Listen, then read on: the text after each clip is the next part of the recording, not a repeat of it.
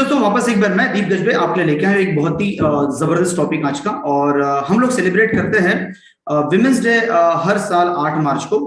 और इसी उपलक्ष्य में आज हम बात करने वाले हैं भारतीय महिलाओं के फाइनेंशियल लिटरेसी की, उनके फाइनेंशियल फ्रीडम की, उनके उनकी एम्पावरमेंट की, उनकी मजबूती की। बिकॉज आज भी 62% महिलाएं जो है वो उनके पास बैंक अकाउंट नहीं है, या फिर बहुत ही लिमिटेड इंफॉर्मेशन है फाइनेंशियल प्रोडक्ट्स की या फिर इन्वेस्टमेंट्स के बारे में। तो मुझे लगता है अगर हम वास्तव में एक ऐसी न्याय संगत भारत के निर्माण की बात अगर करना चाहते हैं, तो जहां हर किसी को सपने देखने का अधिकार है, जहां पे आर्थिक रूप से अपने आप को सुरक्षित महसूस करने का अधिकार हो, तो मुझे लगता है वित्तीय साक्षरता एक ऐसी चीज है जहां पे हर एक को बात करने की बहुत जरूरत है। और अगर इस पे बात करने की जरूरत है तो मुझे लगता है पूरे भारत में महिलाओं की बात को राधिका गुप्ता के अलावा और कौन अच्छे से रख सकता है। And that is how today we have the MD CEO of Edelweiss mutual funds, of very rock star of entire mutual fund industry, Mrs Radhika Gupta. Welcome ma'am. Thank you so much. Thank you so much. So Radhika, चालू करते हैं with first of my question कि आपने आपका पहला अनुभव जानना चाहेंगे इन्वेस्टिंग का, कि आपने किस उम्र में निवेश चालू किया और किसने, मतलब वो क्या चीज थी जिसने आपको इन्वेस्टमेंट करने के लिए अटेम्प्ट की? मैं एक बहुत मिडिल क्लास घर से हूँ जहाँ निवेश की, मेरे पापा शेयर बाजार में निवेश करते थे, लेकिन मैंने कुछ बहुत खास टू बी ऑनेस्ट इंटरेस्ट नहीं लिया। लेकिन जब हम बड़े हुए तो सेविंग का तो घर में बहुत वो था। अच्छा। मेरी मम्मी आज तक ये 3 शब्द इस्तेमाल करती हैं, सस्ता सुंदर टिकाऊ। ये शायद बहुत हमारे यूपी के शब्द हैं कि राइट।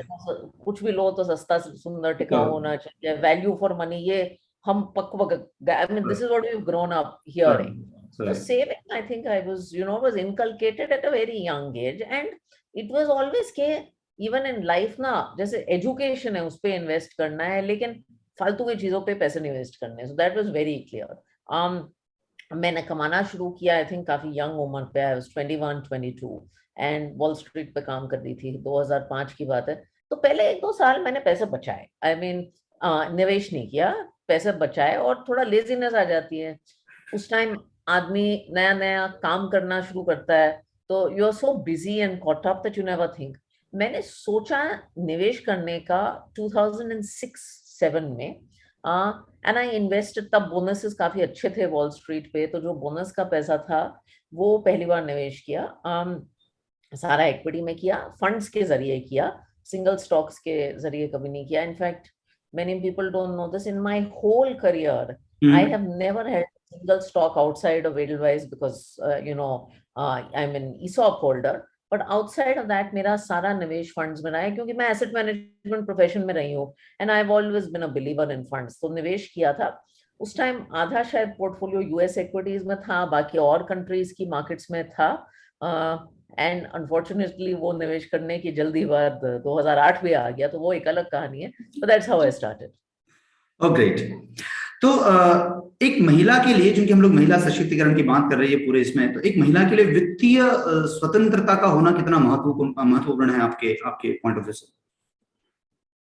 सी बहुत महत्वपूर्ण है। और हम जब मैं बड़ी हुई थी तो हमसे पहले एक बात करते थे कि भाई पढ़ लिख के बड़ा होके खुद का पैसा कमाना है, because education gives you freedom. And I think financial education, financial awareness gives you financial freedom, आर्थिक आजादी जिसे हम कहते हैं।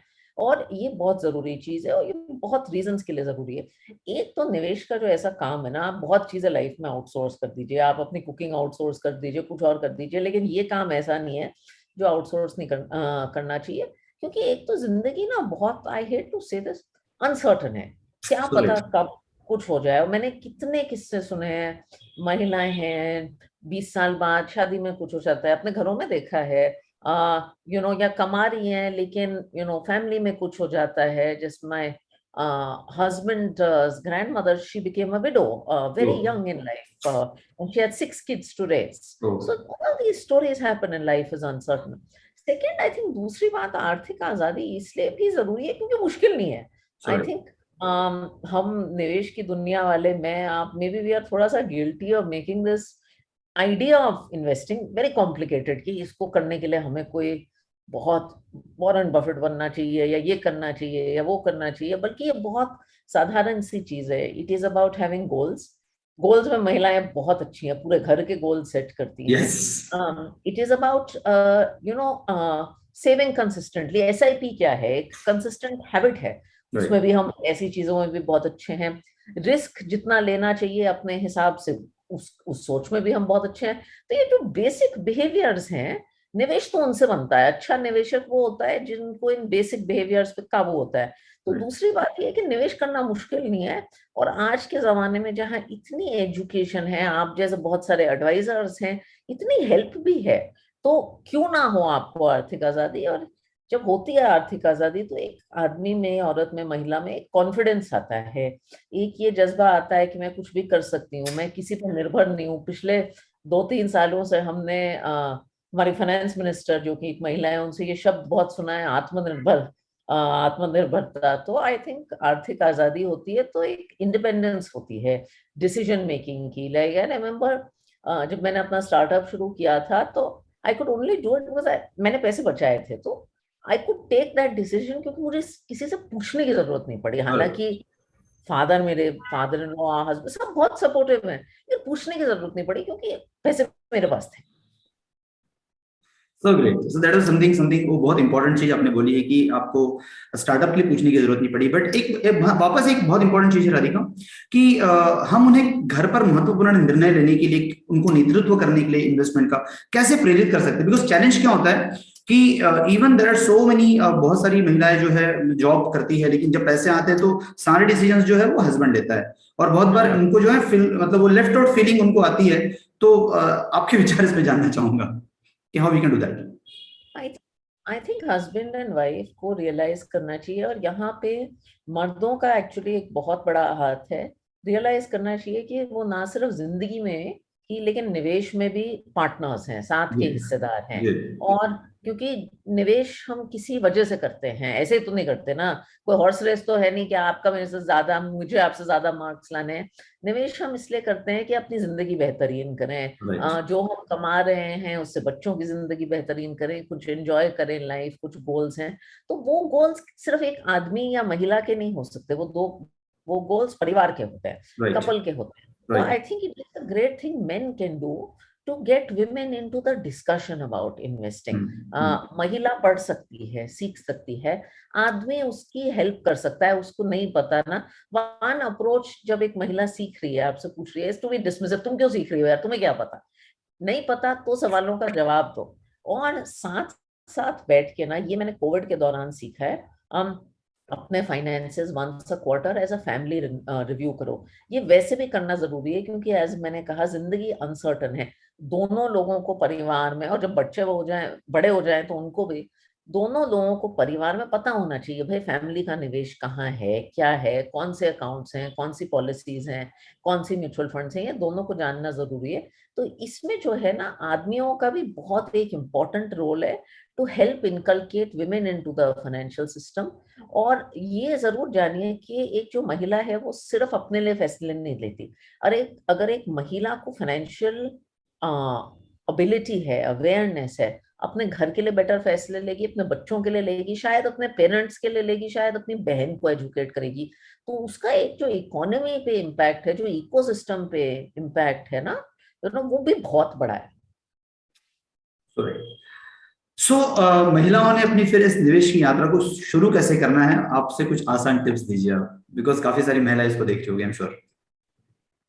आई थिंक सबसे पहले तो बेसिक्स जो इन्वेस्टमेंट के हैं वो सीखिए. इक्विटी क्या है, डेट क्या है, ये दोनों बेसिक एसेट क्लासेस हैं. इक्विटी कैसे चलता है, इट डजंट मीन कि आप स्टॉक पिकर बने, बट बेसिक इक्विटी के बारे में सीखिए कि ये लंबे समय का निवेश है, ये वॉलेटाइल हो सकता है, ये कंपनीज में इन्वेस्ट कर सकता है. भारत में करीब 500 बड़ी लिस्टेड कंपनीज हैं जिसमें निवेश कर सकता है. और इक्विटी में या तो आप म्यूचुअल फंड्स कर सकते हैं या डायरेक्ट इक्विटी कर सकते हैं. ये बेसिक बेसिक बातें सीखिए. ऐसे ही जो सेफ इंस्ट्रूमेंट्स हैं, डेट, उनके बारे में सीखिए कि ये एफडी है, म्यूचुअल फंड है, एक्सेट्रा. इनके बारे में थोड़ा सा सीखिए. थोड़ा सा अपने गोल्स को समझिए और लिखिए. मैं कहती हूँ एक बहुत साधारण चीज कर सकते हैं लोग कि अपना जो पैसा है उसको डिवाइड करिए. शॉर्ट टर्म जो 1 साल से कम के गोल्स हैं, medium term 1 to 3 year goals, और लंबे समय के गोल्स जो 5 साल से ज्यादा है, वो थोड़ा एज अ फैमिली समझिए. और फिर शुरुआत करिए अपने गोल्स को ये बेसिक इक्विटी और डेट के साथ मैच करिए. कम चीजों के साथ शुरुआत कीजिए, लेकिन शुरुआत कीजिए, क्योंकि निवेश मैंने ये भी सीखा है एक ऐसी चीज है जो आप कर करके ही सीखते हैं। ये थियोरेटिकली आप किताबें पढ़ के नहीं सीखते, आप करके, गलतियां करके, खुद को समझते हैं, ये करिए। End of course I think very importantly एक दो तीन अच्छे एडवाइजर्स से बात कीजिए, वो भी आपको निवेश की दुनिया में गाइड करेंगे, वो भी बहुत जरूरी है। सो ये आपने एकदम परफेक्ट कहा कि निवेश एक जर्नी है, तो जैसे आपकी जिंदगी की जर्नी वैसे इसको जर्नी समझिए, और जैसे हम लोग जर्नी के लिए बैग पैक करते हैं वैसे ही आप इसका भी बैग पैक कीजिए। तो सबसे आखिरी में लगने वाले कपड़े सबसे नीचे रखने हैं और सबसे ऊपर में पहले लगने वाले कपड़े ऊपर में रखना है। तो वही लिक्विड डेट और इक्विटी वाला कॉम्बिनेशन जो है, जो कपड़े सबसे ऊपर पहले लगने वाले उसमें लिक्विड में पैसे डाल दीजिए, जो सबसे आखिरी में उसमें इक्विटी में पैसे डाल दीजिए। As simple as it is. There is something very good. Radhika, तो मुझे बताइए कौन सी वो फंड कैटेगरीज है जिसमें महिलाओं ने एक आदर्श इन्वेस्टमेंट करके, ताकि उनका रिस्क भी नहीं ना रहे और उनका एक अच्छा एक्सपीरियंस है, आप सजेशन करेंगे इनको? सो आई थिंक सबसे पहले तो बहुत साधारण फंड कैटेगरीज का इस्तेमाल कीजिए। हमारे यहाँ बहुत सारी कैटेगरीज हो गई हैं, बहुत सारी एग्जॉटिक चीजें हैं, वो सब आपको करने की जरूरत है। आई थिंक जैसे इक्विटी है, इसमें आप फ्लेक्सी कैप फंड देख सकते हैं या large and mid cap fund देख सकते हैं। बहुत साधारण फंड हैं, आपको ब्रॉड बेस्ड बाजार का एक्सपोजर देंगे, उनमें आप निवेश कर सकते हैं। टॉप 200 250 कंपनीज में आपको अच्छा एक्सपोजर मिल जाएगा।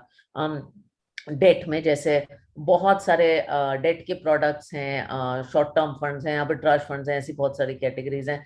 मेरी एक फेवरेट कैटेगरी ऑफ कोर्स आप जानते हैं बैलेंस्ड एडवांटेज फंड है। ये बेसिकली एक फंड है, मैं कहूंगी दाल और चावल का कॉम्बिनेशन, खिचड़ी जिसे कहते हैं। उसमें इक्विटी भी है, डेट भी है, तो वेल्थ क्रिएटिंग एसेट भी है, सेफ एसेट भी है, दोनों का कॉम्बिनेशन है, और वो ऊपर नीचे होता रहता है मार्केट के मुताबिक। तो मेरे हिसाब से ये भी एक बहुत अच्छी कैटेगरी है जो आप देख सकते हैं अगर आप थोड़ा सा कंजर्वेटिव हैं। तो ये तीन चार साधारण कैटेगरी से एक्चुअली आपका काफी काम हो सकता है। सो एक बहुत अभी टिपिकल क्वेश्चन पूछ रहा हूँ मैं राधिका कि as compare to men and women, पुरुष और महिलाओं के कंपेयर में अच्छा निवेशक कौन है आपके हिसाब से? ये कहना बहुत मुश्किल है, मैंने कभी एक्सप्लिसिट कंपैरिजन नहीं किया है। ह्यूमन साइकोलॉजी वाइज या behaviour finance wise? I mean, it is very hard to say, but you know what I would say this. I would say कि women का, I think their ability to invest is underrated. You know, हमारी जो ability है, क्यों मैं हमेशा कहती हूँ कि अगर आप हमारी नानियों को, दादियों को, माओं को देखें तो घर का बजट कितने अच्छे से चलाती थी। हमारे यहाँ तो वो गुप्त धन का कॉन्सेप्ट होता था ना, कि जो घर का बजट से पैसे आते थे खर्चे के बाद, वो मेरी मम्मी ने बचा बचा के कितना क्वांटम हो गया है। जब चोरी हुई थी घर में, हमें पता चला, वो देश को भी डिमोनेटाइजेशन में पता चला। तो जो बेसिक सेविंग की हैबिट है ना, वे विमेन बहुत अच्छी है, और बेसिक ऑप्टिमाइजेशन की हैबिट के उसी खर्चे में सबका वो चला लेती हैं। थोड़ा पैसा भी साइड में, और शो ऑफ नहीं करती कि मैंने इतना रिटर्न कमाया है और मैं दुनिया की वॉरेन बफेट हूँ, ये भी नहीं करती हैं। So I think women have, so I won't say who is better or worse, but I would say women have all the abilities there, and they have historically had all the abilities. DNA में saving का habit वाला, सिर्फ उस habit को सही channelise करने की जरूरत है थोड़ी, बस उस सेविंग की अगली स्टेप जो है, जो निवेश है, सेविंग भी आती है, गोल्स भी सेट करने आते हैं। हर माँ अपने बच्चे को गोल सेट करना सिखाती है, तो गोल्स भी सेट करने आते हैं। बस ये जो निवेश के अलग अलग इंस्ट्रूमेंट्स हैं, इक्विटी, म्यूचुअल फंड, इन सबको गोल्स के साथ मिलाने की वो है।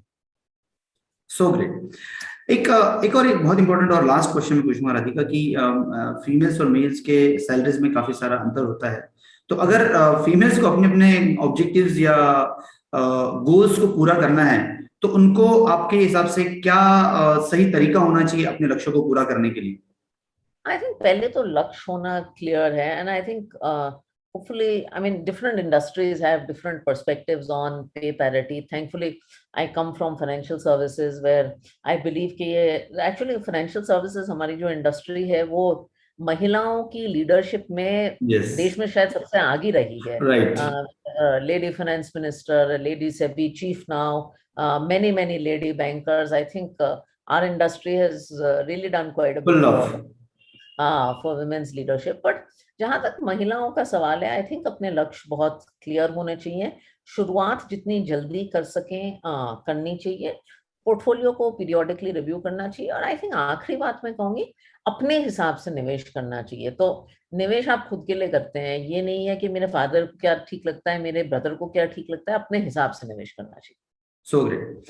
That was really great, Radhika, on this occasion of Women's Day, and I'm sure that via you, आपके सबसे मैसेज बहुत आपने क्लियर और आउट दिया है that कि women empowerment पे और women financial literacy पे भारत में बहुत काम करने की जरूरत है, और out of the box females को सोचना बहुत जरूरत है कि उनके गोल्स को कैसे वो अचीव करेंगे। आप एक बहुत ही सशक्त लीडर है, पूरे भारत में लोग आपको बहुत फॉलो करते हैं, आई नो। तो I am sure that lot many females will going to get energized with your this entire message. Thank you very much to be on show. Thank you. Thank you very much, Radhika. Thanks a lot.